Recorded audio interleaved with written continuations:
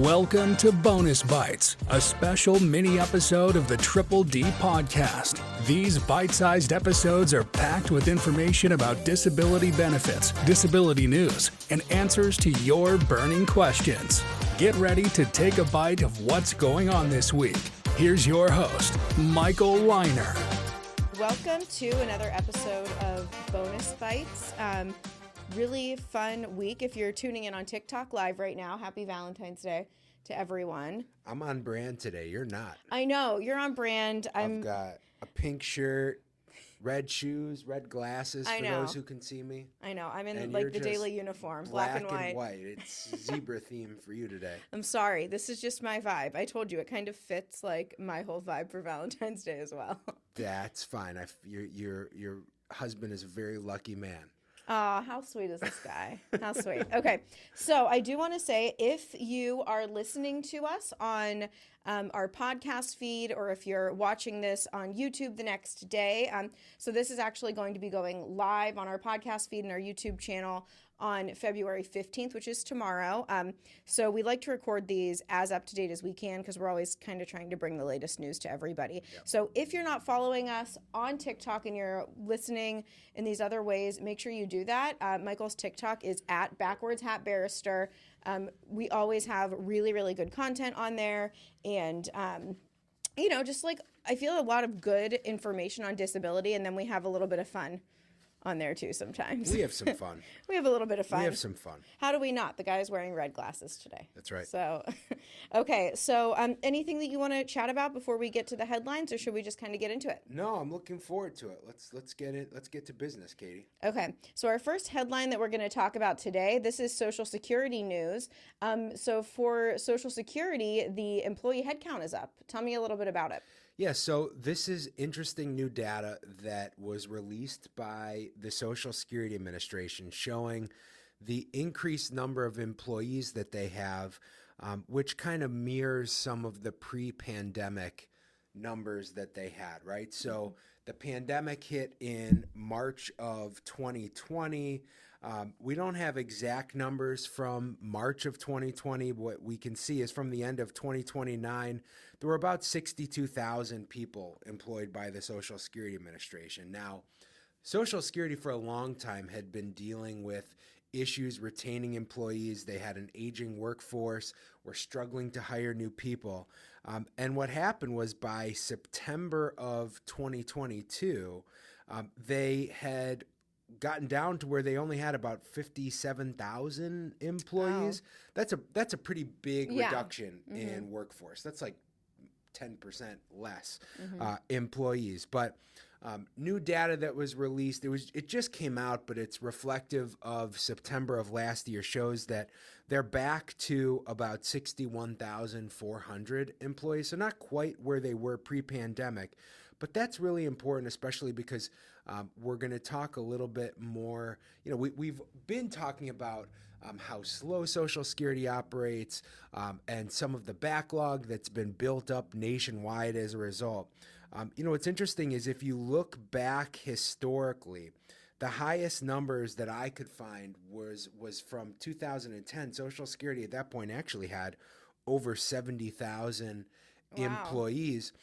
And that's when they started to actually operate more efficiently. So I'm hoping that somebody has the common sense to say to Social Security, which, by the way, has been approved to hire more people, if we want to solve these issues with longer wait times at the call center, longer backlog, longer decisions across the board from Social Security, just poor customer service, we've got to hire people. We've got to get people working. So it's encouraging to see that the numbers are up, but it's definitely going to take some work to get things to where, at least I feel in my layperson opinion, they can really operate at full speed the way that they should. Yeah, I mean, I know we've talked a lot. We've made a ton of videos about it on TikTok, about the backlog and about those wait times. I think we did one a month or so ago. Wait times are like 5 hours.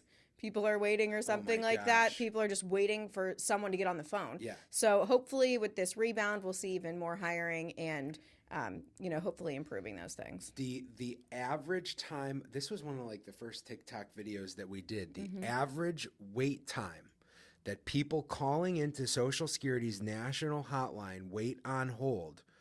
Wasn't it over 2 hours? I think it was I thought it was 5 hours. I think maybe I'm wrong. I think it was like 2 5. hours and 39 minutes. But Jeez. the point is, Still too long.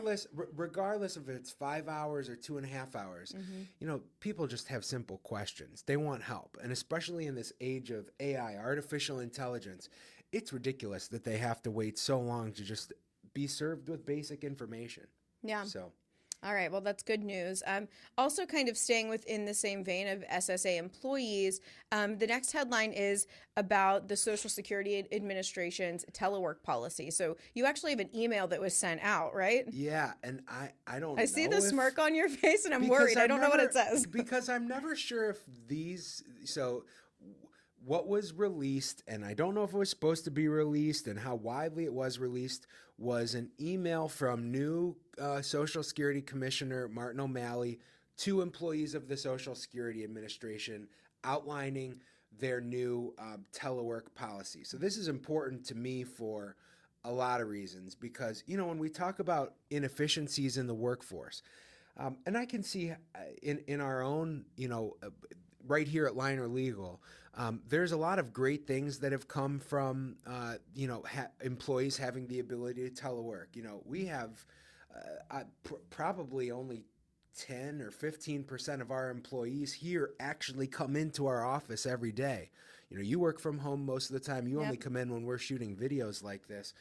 And what I have found as an employer is there's people who can thrive with telework and there's people who just kind of suffer and can't do it for whatever reasons they're distracted. But I think that this is really important that people know, you know, when I read this email, it gives you some insight into where Social Security is headed. So I'm just going to read this email because I think it's worthwhile.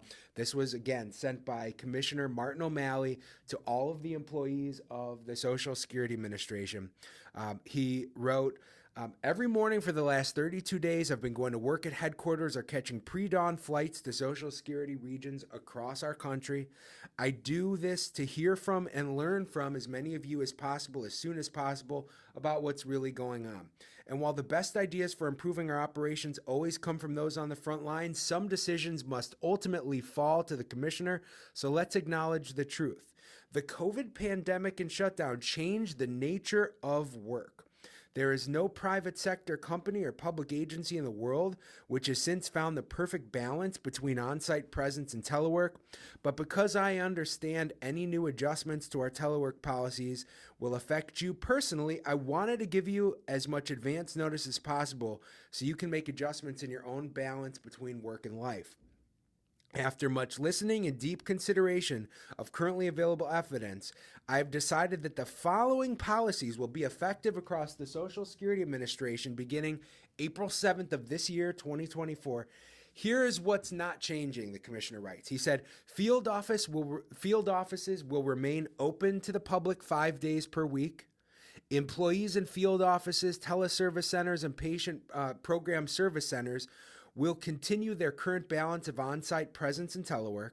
Employees in hearing offices, hearing centers, and case assistance centers will continue their current balance of on-site presence and telework. ALJ hearings will continue to be held 5 days a week by teleconference, video conference, or in person at the option of claimants and their representatives. This is really important. We're going to come back to that. That's huge news. Okay. Employees with non-portable workloads and those ineligible for telework will continue their on-site presence. Here's what is changing. In our headquarters and regional offices, we will be moving to core collaboration days. We do this in order to better serve the American people, to better sort our new trainees, and to better support and train our frontline workers in their mission. Okay? You know, he continues and says a few of the things that he is committed to doing, which is frankly what a leader should do. But then just so, you know, the people have a greater idea of, you know, what's going on, he concludes the email by saying, our return to a greater on-site presence not only gives us more opportunity for collaboration, engagement, and innovation, but it brings us into alignment with other federal agencies across government who have been increasing their own on-site presence. Conclusion? In the coming days, you will receive more information from your managers about logistics. Now, that's where you start to see, this is interesting how it's, this is very clearly like an internal email. I'm not sure how many people like me are out there publicizing this, but I want the American people to have a vision for where Social Security is going. At least to me, Katie, what it seems like is the commissioner is saying he realizes that there's inefficiencies and he wants to take advantage of the positives that come from telework. The big thing for me as a disability lawyer is it is very challenging for many of our clients to make it in person to downtown hearing offices with expensive parking garages, limited options for people who have mobility difficulties or mental health challenges that make it difficult for them to get out of the house. So while balancing the ability of a remote option for hearings with, we need people who are going to work. So Right. if you have a job that requires you to be in an office to do it, you need to be here. I think last 2 weeks ago in our last Bonus Bytes episode, we talked about how mail was only being opened in several offices a few days a week. Yeah. Right? Mm-hmm. That is so troubling. And I'm really hoping that that's kind of what this change signifies to people is people who have core jobs requiring them to be present in an office are going to be in an office. The people who are going to get the benefit of telework are people who can do their job the same way and just as well if they're not at home. Yeah, absolutely. Yeah. And the continuation of those phone hearings and video hearings, I know that's a big one for so many people. Like you said, some of our clients, they can't drive themselves to hearings or walk up the steps to get to the courthouse. So a lot of information in that, though. Hopefully what Social Security continues to do is invest in technology to improve their ability to do more things remotely and internally, even in the offices. With Social Security still encourages faxing documents. Wow, faxing? Yeah. So there's somebody who's physically pulling things off of a fax machine. I mean, that's like 10, 15 years ago that faxing was more commonplace. I really hope that they invest in greater technology, but this is a positive first step, I believe, as somebody who's trying to help people through the disability process to get this feedback in email form from the commissioner. Yeah, absolutely. Tons of information there.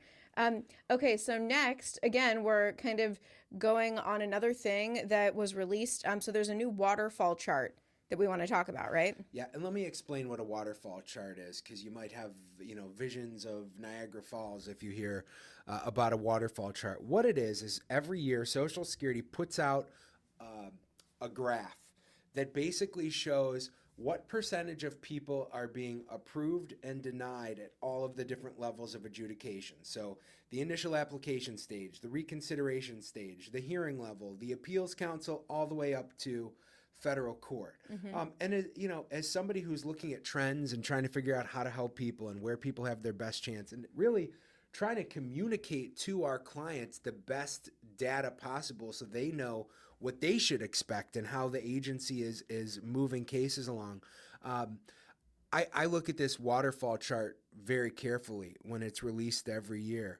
And I'll kind of go through it level by level. I don't want to take too much time on this. This is a very data heavy episode of Bonus Bytes, but at the initial application level in the last fiscal year 2023, only 39% of disability claims were allowed. 61% of the claims were denied. Okay. And what I'm going to do at the end after I kind of go through this is just talk about the change from I'm the curious prior about years. that too, okay.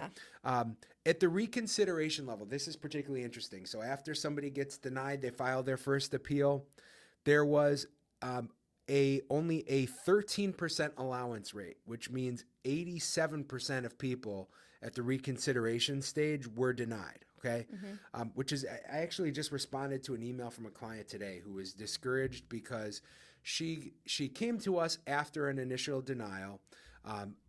We are helping her at the reconsideration stage of her case, and she said she didn't like the messaging from our staff that we told her to expect to be denied at the reconsideration. Now, obviously, Katie, we're doing everything we can to help our clients at every step along the way in this process, but when you stare at numbers like this, which tell us that only 13% of people were approved at the reconsideration stage, you would never tell somebody who had a 13% chance of something to expect anything other than that it wouldn't go the way they wanted it to, right? Right. We're trying to keep it realistic. Yeah, all the expectations. We're hopeful that our clients get approved at reconsideration, but the client should expect that they're going to be denied. Mm-hmm. Okay.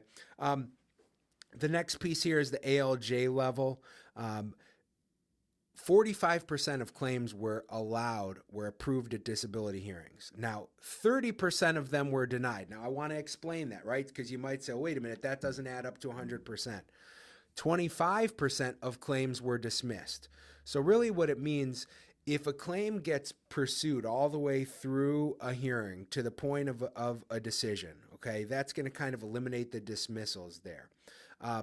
About 9 out of every 15 cases, right? So about 60% of cases are actually being approved by judges. So that's important information when you've heard how many people get denied at the initial level and reconsideration level. We always tell people your best chance of being approved is at a hearing, and that 60% number really tells the story.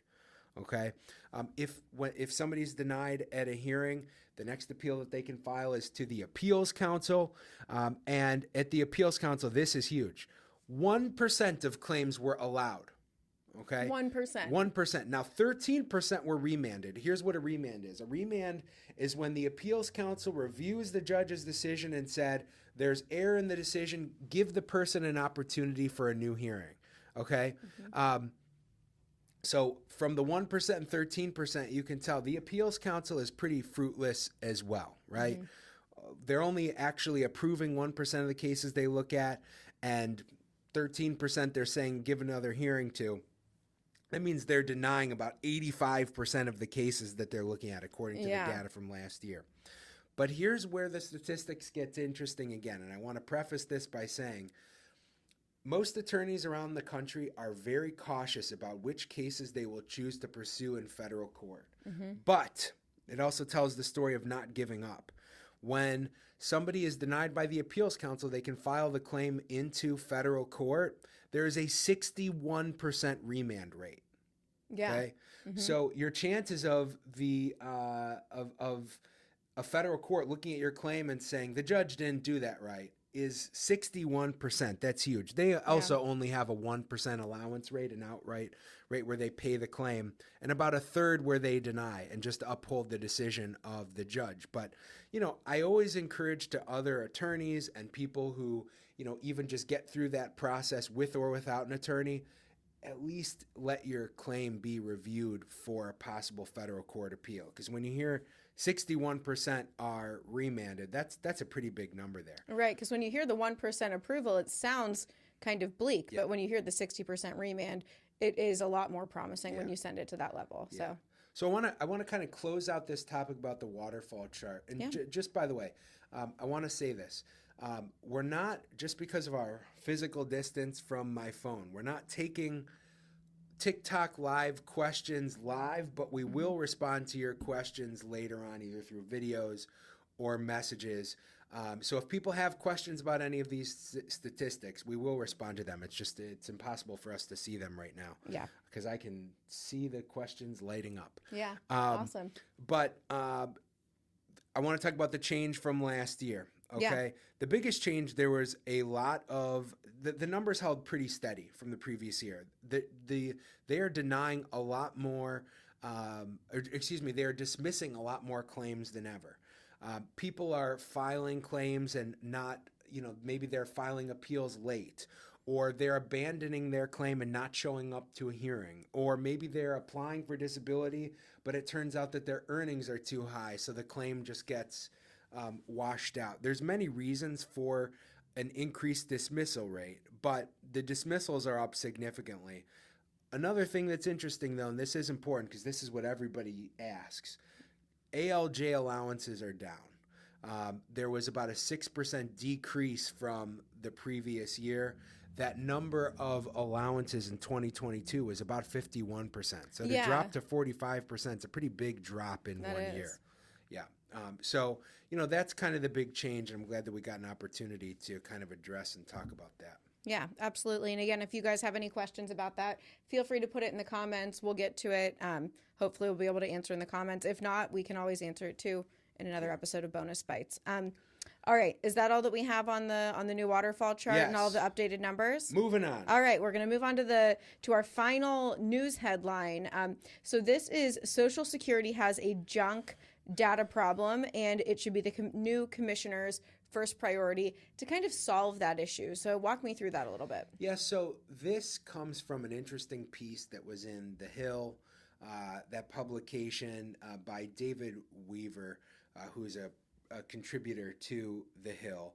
And he wrote an article basically that said that the new Commissioner O'Malley, one of his top priorities, really should be focusing on improving the data that Social Security uses in making disability determinations. Let me provide some context. So when somebody applies for Social Security disability and Social Security determines whether or not there's any work that they're capable of, they use a book that's called the Dictionary of Occupational Titles, which is literally, I mean, if it were, you were to find a printed version of it, it would be like looking at an old almanac or encyclopedia. It would be gigantic. But what it literally does is it lists every job that exists in the national economy. It says what the physical and mental demands of that job are. It gives a description of it. Here's the problem, Katie. That book has not been updated in over 30 years. Most of it was written 50 years or more ago. Okay? Wow. Think about the change that's happened in the economy in that period of time. Yeah. Okay. Obviously, in 50 years, 30 years, we went from an agriculture society to one that's more, high tech. Many jobs around the country have been totally replaced by computers. Now, what that does is when people are using their hands less and they're using computers more, it requires a higher skill level in order to perform most of the jobs that are out there. But what Social Security does is they do this every day in disability hearings around the country. They deny people by saying that they can return to jobs like a nut sorter, somebody who literally sits and sorts pralines and pecans on an assembly line. Which, does that even exist anymore? No. A job like a dowel inspector, somebody who sits and watches an assembly line go by and make sure that dowels are properly produced. These are jobs that don't exist now. You would have questioned whether they existed 30 years ago, but because they are in this book, Social Security, based on testimony from vocational experts, denies people saying they can just go back to these jobs. It's wrong, it's not fair, but they do it every single day. So I want you to think about that waterfall chart again here, okay? And we talked about the federal court remand rate. Why is it that 60% of the federal courts are looking at these decisions by Social Security and saying that's not good enough? You owe a higher standard to the disability applicant. One reason is because they are relying on data that is so outdated. Social Security has obtained billions of dollars earmarked towards them to update that Dictionary of Occupational Title. They've invested the time in actually going through and updating, doing labor market surveys, figuring out what jobs are available, what the demands of those jobs are. Yet we are still using this data from 30, 50, 80 years ago. Okay? And so I really just appreciated this piece in The Hill. I think that it's worth discussing, that people should not be having their benefits denied because of a vocational expert saying they can go to a job that hasn't been done in, decades and decades and decades. Very commonly, I hear experts say, my clients can be a lens inserter. A lens inserter is somebody who literally their job is putting lenses inside of eyeglasses, like the Valentine's ones that I'm wearing here. There is nobody in the United States who is doing that full-time, 8 hours a day, 5 days a week anymore. This is all work that's being done in China, Mexico. These jobs have been sent overseas. And Social Security needs to stop denying people disability benefits that they need, telling them that they can return to jobs that don't really exist. Yeah. Really interesting piece, and definitely every time that we talk about this, I feel like we've talked about this so often. Yeah. It just blows my mind that they're able to deny people for something that doesn't even exist anymore. Yep. It's mind blowing. All right, so let's go ahead and move on to listener questions now. And like I said, we do always take listener questions. If you want to submit one to be answered on Bonus Bytes, all you have to do is go to our website, linerlegal.com, click the community tab, and then the Triple D podcast will be in the drop-down menu. You could submit your question directly to us, or you could comment it on this video or any of our videos, or send us a message so that we can make sure that we're getting all of your questions in. So the first one that we're going to tackle, this was submitted through our website, and this question is, how good are a person's chances of getting disability when it goes in front of a judge? Which we kind of just answered this with this updated waterfall chart. I can answer that. As long as your claim doesn't get dismissed or abandoned, nationally you have about a 60% chance of getting approved. Now, I'm going to go a little bit deeper and really try and answer that question. I always advise my clients that their best chance of being awarded benefits is in fact at a disability hearing with an administrative law judge.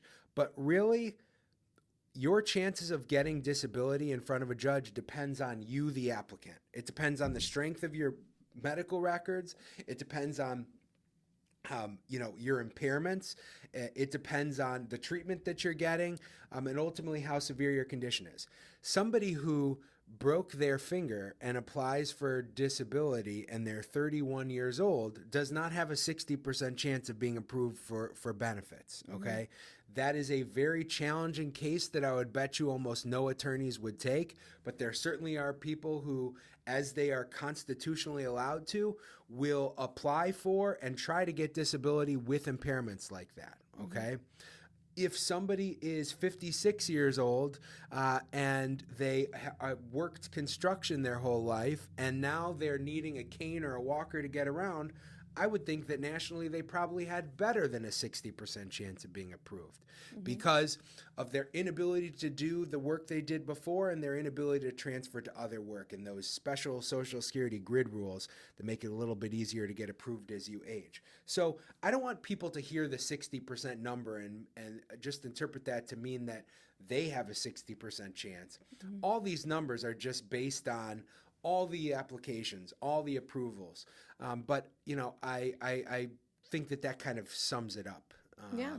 So. Absolutely. And this was actually commented on our YouTube channel. And it says, if I'm receiving SSI, when you're talking about the limit of money you can have in your bank account, it's $2,000 in savings. Does that mean it's in your savings account alone, or is that your savings and checking accounts combined, that $2,000? It is $2,000 in total assets. Social Security does not count towards that $2,000 the value of your vehicle. If you use it for transportation, it doesn't matter how much your car is worth. They don't count the value of your home as long as you live in it. Now, if you have a rental property and you're living with your parents, that rental property is an asset and that goes towards the $2,000. But if you own your home, the value of the home does not get counted. But counting towards that $2,000 is, in the aggregate, the value of your checking account, your savings account, your 401k, your retirement, anything that can be converted to cash counts towards that $2,000, and $3,000 if you're married. So I'm glad we got that answer out for people. Yeah, absolutely. And again, if you have a question, please feel free to comment it or submit it on our website, and we'll be happy to answer that for anybody out there. But that is all that we had for this week. Next week on the Triple D podcast, we're actually going to be having a family fun episode. This is your cousin, Bradley Lander, that's going to be coming in. He's a cardiologist. Yep. We had a fascinating conversation last week.